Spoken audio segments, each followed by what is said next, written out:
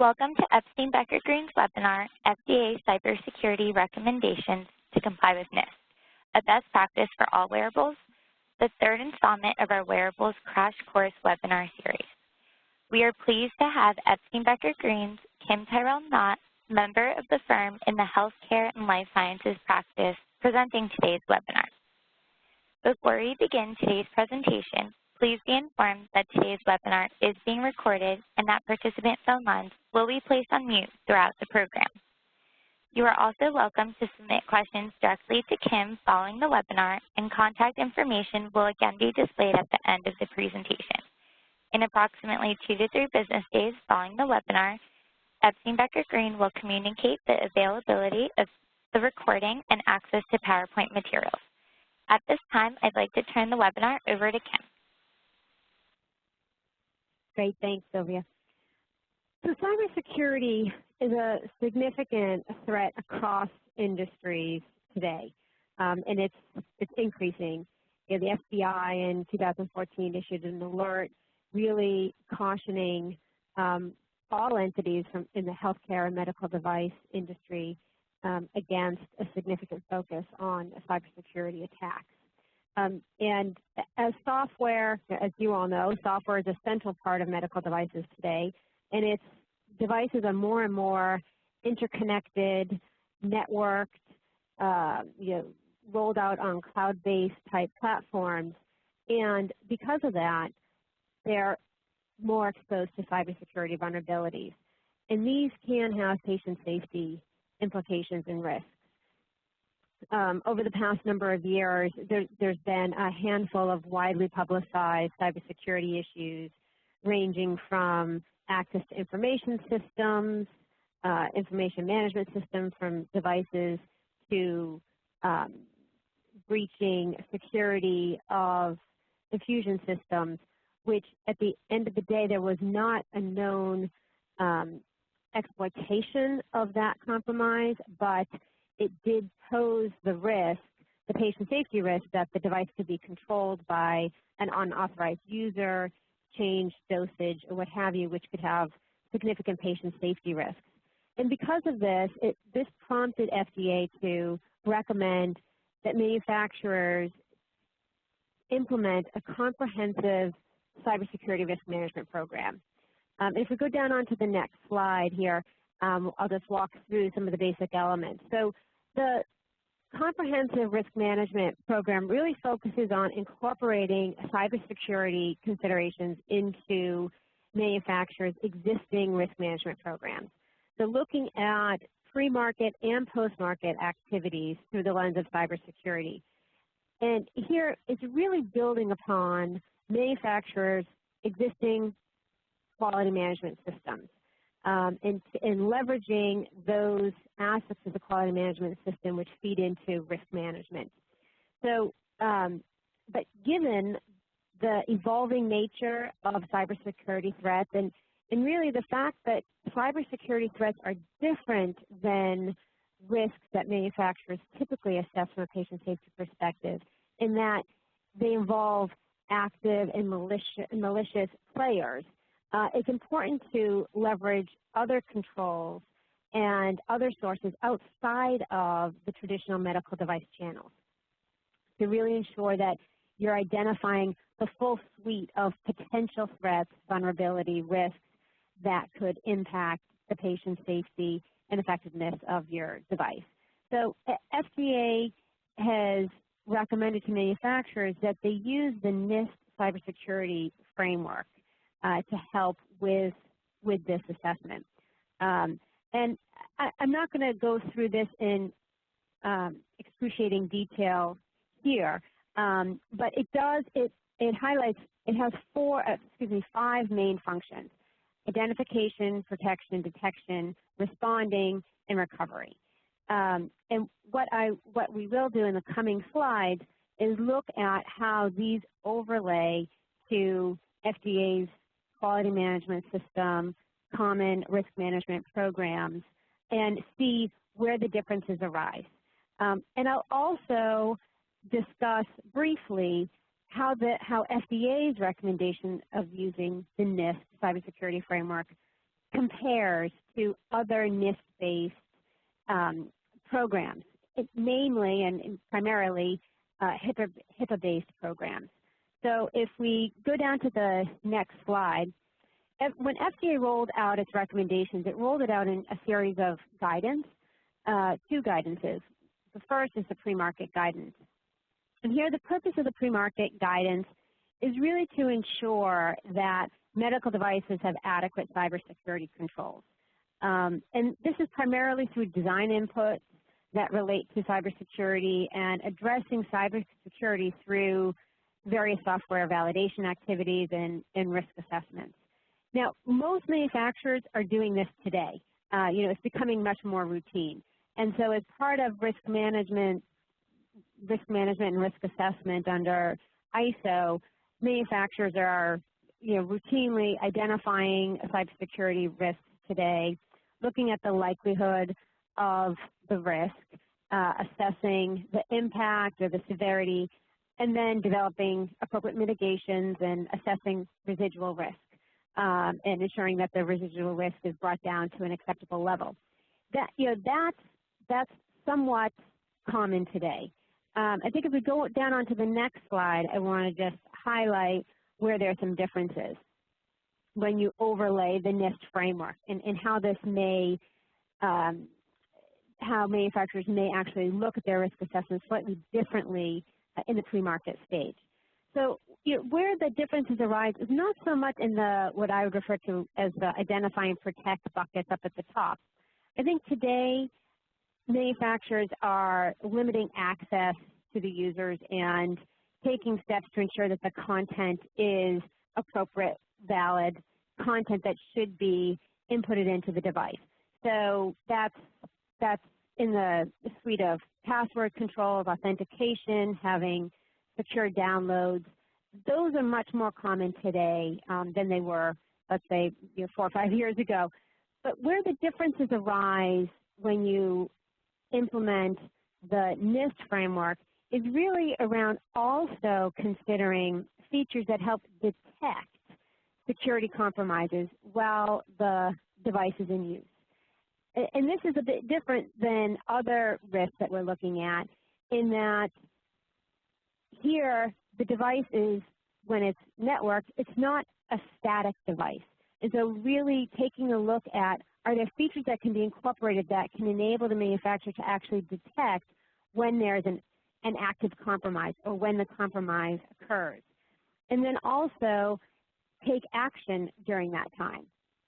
And while the compromise is happening, particularly where devices are critical or life-sustaining, are there features that could be implemented to enable critical aspects of that device functionality to continue to operate while the compromise is happening, rather than being completely taken offline and potentially causing patient safety issues in that remedial step. So what FDA is looking at here is a much broader view of features that could be implemented to not only upfront limit access and ensure authentication, password protection, et cetera, but also detect on an ongoing basis whether there's compromises and ensure that the device is able to continue to operate safely and effectively even in the event of a compromise. So if we go down to the next slide, here in the post-market arena, there's actually a number of differences, and I would actually say that there's more significant differences in terms of FDA's recommendations from a post-market perspective. Now, this guidance is still draft, but it's indicative of what the agency is looking for in the post-market arena. So the first element is defining the essential clinical performance of a device, and that's the performance necessary for the device to be free of unacceptable clinical risk. And this is a bit of an evolution of the intended use and what you look at in any risk assessment. But here, FDA is, under the draft guidance, is proposing that any uncontrolled cybersecurity risks that impact the essential clinical performance of a device would need to be reported. And there are some exceptions that I'll talk about a little bit later on this slide. But that is one of the key differences here in terms of the post-market guidance. It also, the FDA also encourages manufacturers to really look at other sources of information to help identify cybersecurity risks or vulnerabilities that may impact their device. And this is going beyond the traditional medical device channels in terms of complaint handling or looking at audits, internal, external audits, but rather looking at other sources of information, even other industries may provide an early indication of potential threats that could be also applicable to a device. And so going beyond just looking at the device itself, but looking at internet-based cybersecurity signals, if there's vulnerabilities or there have been attacks in the financial industry or sector that may have applicability to a networked medical device. All of those sources should be incorporated into a comprehensive monitoring system. And there are a number of other industry-based organizations. In particular, FDA highlights information sharing and analysis organizations, cyber emergency response and readiness teams that will have information that could be used as part of your monitoring of potential cybersecurity risks. They also encourage you to participate in those organizations, meaning share any cybersecurity risk or vulnerability information that you come across, either in your device or generally, with the organization to make a more robust cybersecurity infrastructure across industries. So a slightly different approach, much more transparent and information sharing, but really with the goal to benefiting the device manufacturers. The last few here are assessing exploitability, which I'll talk a little bit more about on the next slide. And so I'll skip down to, I'll just mention the threat modeling here, is that threat modeling, this is a bit different than typical FMEA identification or identification of a failure mode. It's really assessing threats from active adversaries and the malicious users that I mentioned earlier. But it's enabling a realistic assessment of threats, because there is a danger that all threats could be considered exploitable. And so they're really trying to have a model or leverage a model that would be realistically, identify realistic threats. If we want to go down to the next slide, I'll just say a word or two here on the exploitability. This is really, exploitability is very similar to probability, but there's the risk in the cybersecurity world that you could always be looking at the worst case scenario, and that's going to give you a skewed sense of whether a cybersecurity risk is truly exploitable. So what they recommend is using a more structured system, and there's a number of tools out here. This is just one view of it. They'll allow you to measure and come up with a more nuanced assessment of how truly exploitable the risk is. So this is just one example. There are many tools out there that you could use as part of your system. Now if we go down onto the next slide, I did just want to say a couple words before we close on the differences between FDA and HIPAA. Now they both are implementing and recommending the use of NIST. And I've seen a number of quality management systems that have a simple HIPAA line item. And I've seen on the other side of the spectrum, I've seen manufacturers that have completely independent HIPAA programs, security programs, and quality management systems. And what I would say is that they are independent, they're separate frameworks, but they serve and they can serve as complementary systems if you have the necessary hooks into them. If we go down onto the next slide, I'll explain a little bit what I mean here. They can serve as important sources of information, again, going back to that comprehensive, having a comprehensive monitoring program. So are your data breaches that come in under your HIPAA compliance program being evaluated for their impact on essential clinical performance? Or are customer complaints being evaluated for data breach implications? There's back and forth and information sharing that can even happen within your own organization to help strengthen your risk management program across the board.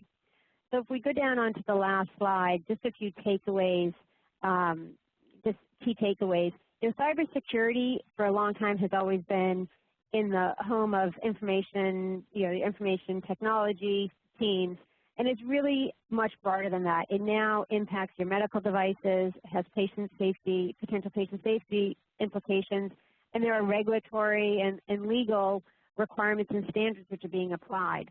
So it's really a much broader function that requires coordination across teams. And that when you implement your cybersecurity program, it needs to be proactive given the evolving nature of cybersecurity risks, and it needs to be ongoing, not just within your device team and quality management system, but to reaches beyond that. And that as you implement it, I would really encourage folks to make sure that they're looking at HIPAA and FDA as separate and distinct programs, but intersecting and interdependent, and really look for ways to make sure you have the appropriate interactions between the two systems and expertise in implementing them. Thank you, Kim. This concludes today's webinar. In approximately 2 to 3 business days following the webinar, Epstein Becker Green will communicate the availability of the webinar recording and access to the PowerPoint materials. Thank you for attending and have a great day.